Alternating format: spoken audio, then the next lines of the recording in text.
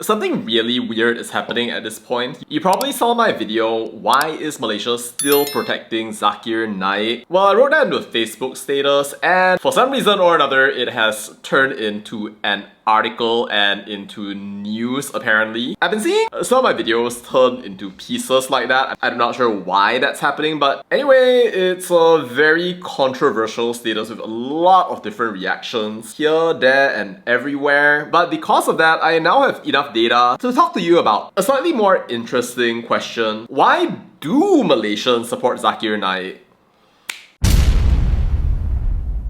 So boobs, my last video was titled Are Malaysians Waking Up from Zakir Naik's Gaslighting? And you best believe that a lot of these people don't believe that they are getting gaslighted. But still, from the whole sea of comments that people have been making everywhere, I think I understand where people are coming from, why they feel the way that they feel about this man, and why they are willing to give their money, their time, and their energy to maintaining him. This is not an endorsement of those reasons, but I'll explain to you my understanding of why people still support him. The first reason is probably the Al-Muslimu Akhul Muslim, which basically means a Muslim is a brother of another Muslim, so he must not oppress him, but it also just means, hey, if he's Muslim, then you know what? You have to support your Muslim brother, whether he is good or whether he is bad. You know, I first learned about this from one of Zakir's #1 supporters, aka Mufti Perlis, who basically used that line to tell Muslims to go and support Pakistan. And if you look at all the comments that are in support of Zakir, this is a very big part of it. It doesn't matter what he has done or what he has not done, his past crimes, or as it seems the crimes of any other person who just happens to have the same religion as some of these people, they will support him nonetheless. I mean, bro, we know that Zakir has been speaking at like different religious events, including this Perlis International Sunnah Convention, appearing next to all of these famous religious figures, including this guy who apparently has a sus PhD from IIUM, and not just 1 year but across like multiple years here in 2025, then next right in 2026, which might tempt you to just be all like, Allah, that is just Mufti Perlis, he has an influential supporter. But the thing is, if you actually look at the article that I was featured in, it does show that one of this Sapoop's other friends is a certain Anwar Ibrahim back in 2019. Then of course, religion is unfortunately linked to race in Malaysia, so a religion problem becomes a race problem, and before you know it, then you have people saying that, whoops, why are you challenging the Malays? Anyway, next reason for why people in Malaysia support Zakir Naik, yeah, they hate India. I think nowhere is this so obvious as when you actually look at Anwar Ibrahim's post about Modi's visit to Malaysia. Literally, just look at the comments and you are going to see right here a whole range of things, like this comment right here from James Wong, who says that a lot of people are referring to people as type I, type C, which apparently Muhammad Haris here thinks is okay because as long as you're rich in Malaysia, then there's no problem. Mau apa lagi, cibai? Yep, I don't know about this guy. But anyway, you can actually see comment yang bersindir that go all like, diharap lepas ni tak ada yang berak tepi pantai, which basically means I hope that after this nobody is going to poop by the beach. Haram jada. And then it goes on to PMX Mangkuk. And finally we've got like some social media engagement right here with kerajaan yang sangat gagal, failed government. And there you can actually see this. Right here, the unhappy people just casually yapping about unrelated issues in relation to the Modi visit. But I think this one right here is telling. Comment from Muhammad Arshad. In his country, Muslims are treated cruelly. He comes here and he is praised. I let myself go from people like this and I witness all the cruelty that has happened to Muslims. Wow.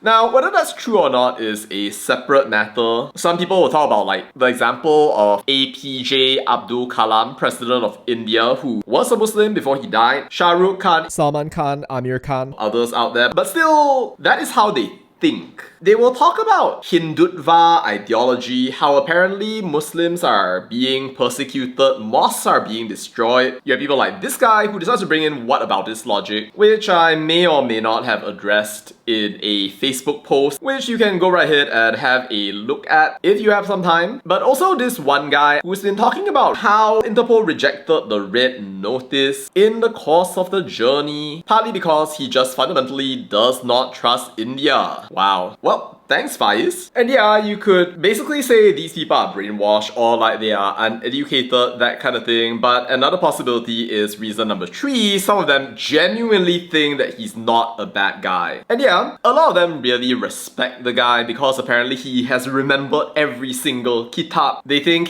he is an intelligent and righteous person who faced real threat of his life in our friend's country. And you can see that a lot of them genuinely think that he did nothing wrong.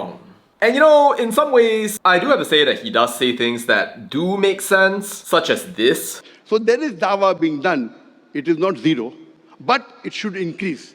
And the best way is you have to be good examples to your Chinese brothers and sisters. You have to be a good example to your Hindu brothers and sisters. And yes, what he said does make sense. If you behave nicely, you are pleasant, then people will end up emulating you and wanting to go along, but I don't think that's actually happened in Malaysia. And yeah, a lot of these people actually, they believe very strongly in him and they think that he is actually amazing, there's no problem. But at the same time, they are suggesting that people go out there and discuss with him, which is not really possible in the current situation unless, as Nasri Azhar pointed out, hey, if the guy is allowed to criticize other religions and compare them, then you know what? Like, we must be allowed to do the same thing as well. The point is, I can understand that these people genuinely think that he's actually a good guy and he is genuinely being persecuted. And this then brings me to my last point. It is a fact that Zakir Naik has not created trouble recently. This I will admit to because I saw a comment from one of you supoops out there named Emir Bakri,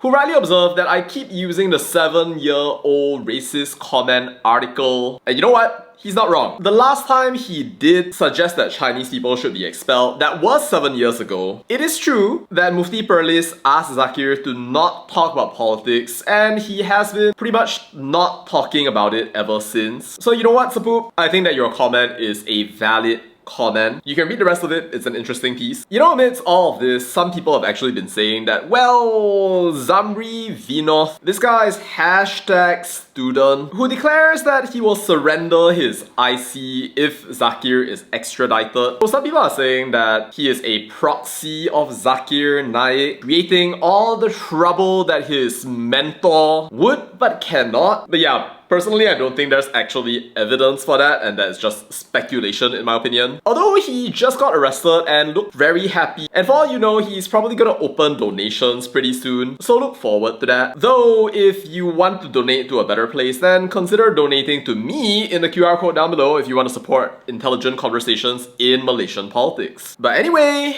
we have come to the end of our list. These are the answers to the question as to why do Malaysians support Zakir Naik. It's clearly not all Malaysians, but it's a big enough part of the population that I think that it's worthwhile to understand these reasons. Like it or not, right or not, that is what a lot of these people actually believe. And even though it's true that Malaysia signed an extradition treaty with India in 2010, that is what these people believe. They are going to continue thinking that they are right, most likely. Going to the ends of the earth for Zakir, protecting him, telling themselves that he is one of the most wonderful people in the world. Although I accept that he hasn't created any trouble recently, it is true also that he did create trouble in our society, something that he should not have as a guest, although it is true that he also did apologize along the way. But still though, I think that it's fair to say that this is really like the missing piece of the relationship between Malaysia and India. It is like that single rift between the two countries, and generally the attitudes of a lot of people towards India, at least in Malaysia, are not very helpful towards resolving any of that. I wish that we would get actually closer and you would actually have a genuine friendship on that front, but I don't know if that's actually going to happen. Which frankly makes me think that any agreements or MOUs that Malaysia has with India are kind of hollow in my opinion, but well, that is what it is. Perhaps they have greater ambitions together and this issue doesn't actually matter, but I think this is one of those things that should make you wonder. Anyway, so poops, why do Malaysians support Zakir Naik? Can you think of any other reasons? Let me know your thoughts down in the comments. What do you think? Hope you enjoyed the video. Make sure to like and subscribe if you haven't already, and I will see you in the next one.